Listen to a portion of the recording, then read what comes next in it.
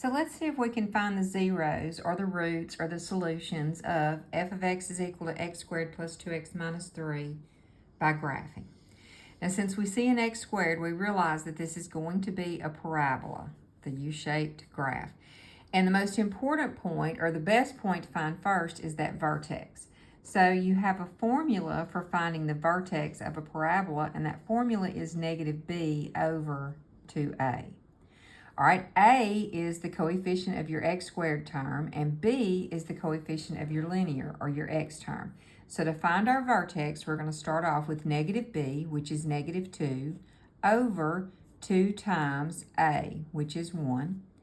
So negative 2 over 2 is negative 1. Now that's the x-coordinate of your vertex.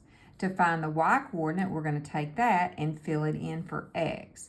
So we're going to find f of negative 1 by filling in negative 1 squared plus 2 times negative 1 minus 3. All right, negative 1 squared is 1. 2 times negative 1 is negative 2 minus 3. So 1 minus 2 minus 3 is negative 4.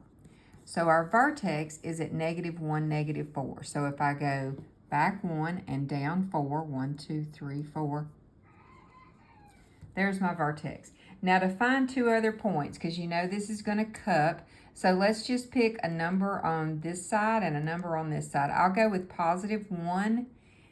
So I want to find f of 1 now, and I'm going to go with negative 3, give a little bit of distance there.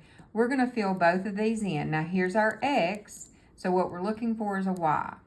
All right, when I fill positive 1 into this, I've got 1 squared plus 2 times 1 minus 3, and that's going to be 1 plus 2 minus 3, so I get a 0.